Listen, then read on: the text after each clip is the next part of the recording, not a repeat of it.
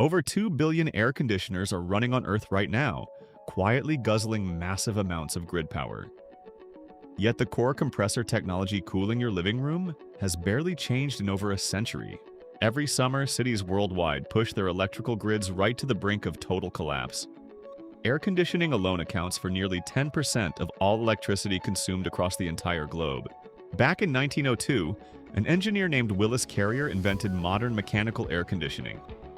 His system used toxic ammonia, mechanical pumps, and massive coils to extract moisture and heat from printing rooms. Today, the sleek plastic box humming quietly on your wall operates on that exact same mechanical principle. It compresses a volatile chemical refrigerant, forces it to evaporate, and dumps the trapped heat outside. In the United States alone, cooling homes burns $29 billion worth of electricity every single year. Worldwide cooling demand is already on track to triple over the next few decades. Traditional cooling units depend on chemical refrigerants that leak and trap heat in the atmosphere. Hydrofluorocarbons inside your air conditioner can be several thousand times more potent than carbon dioxide. Every outdoor condenser dumps concentrated boiling air directly onto the surrounding city streets. This creates a brutal feedback loop known as the urban heat island effect, baking neighborhoods even harder. The exact machines we use to escape heat waves are actively making the entire planet hotter. We are literally burning fossil fuels to survive the heat caused by burning fossil fuels. Now, new materials from Chinese and joint international labs promise to cool buildings without a single watt of power. This zero electricity breakthrough could fundamentally reshape how we survive extreme summer heat waves. The revolutionary science driving this massive technological shift is called passive daytime radiative cooling. Our atmosphere naturally lets certain mid-infrared wavelengths pass directly through into the deep void of space. Instead of running noisy compressors, these advanced surfaces shoot heat straight into the freezing vacuum of space.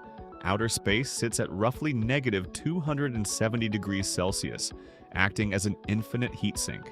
They reflect incoming solar rays while simultaneously dumping infrared heat through our atmosphere's transparent window.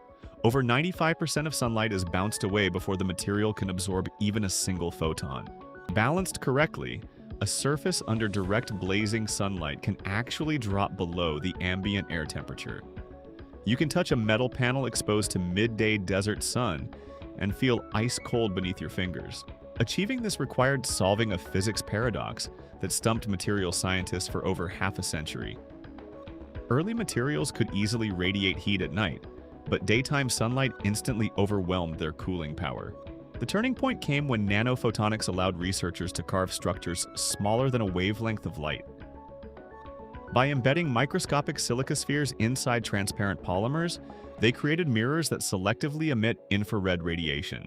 Early cooling films only worked on flat roofs facing directly upward toward the open sky. If you tilted them sideways, surrounding hot buildings and tarmac ruined their ability to shed heat.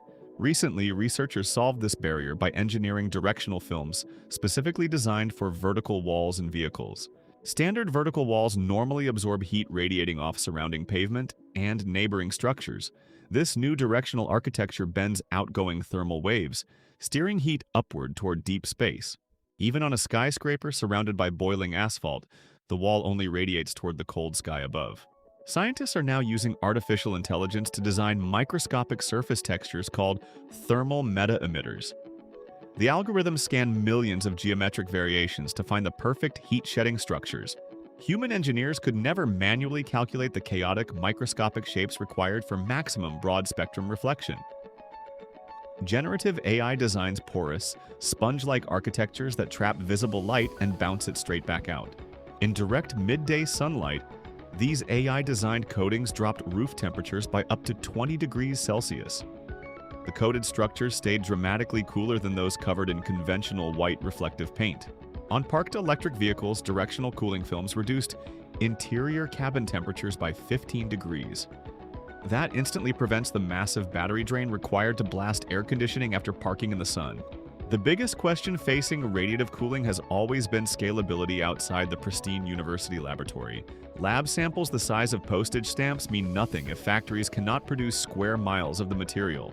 Manufacturers are now deploying standard roll-to-roll printing machines, and commercial paint sprayers to mass-produce these films.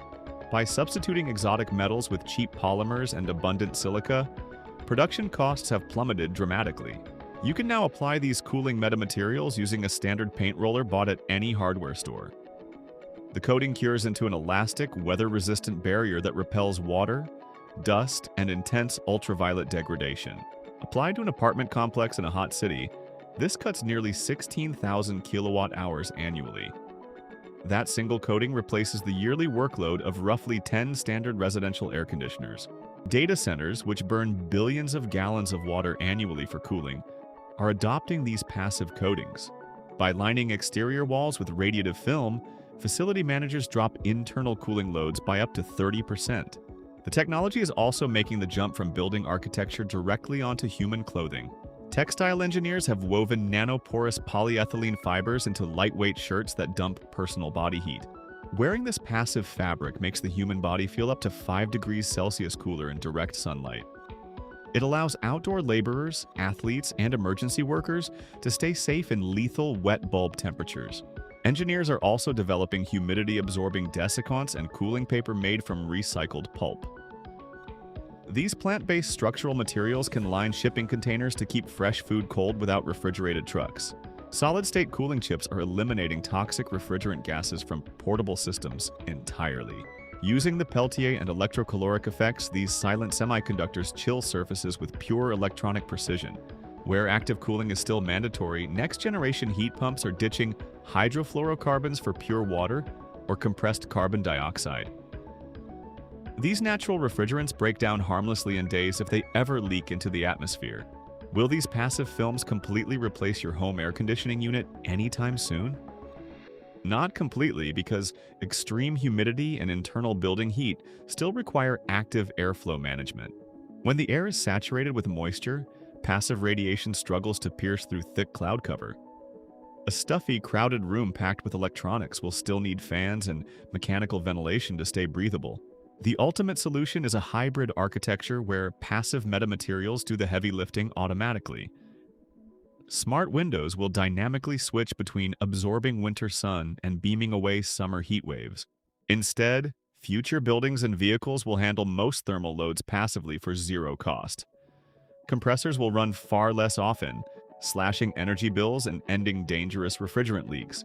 By eliminating the brutal spikes in afternoon peak power demand, entire power grids will stabilize. Utilities will no longer need to fire up dirty gas peaker plants just to keep bedroom air conditioners running. Urban environments will transform from suffocating concrete ovens into self-cooling balanced ecosystems. Every roof, exterior wall, and road surface will actively radiate excess thermal energy off our planet. The future of indoor cooling is no longer about burning power to fight the heat.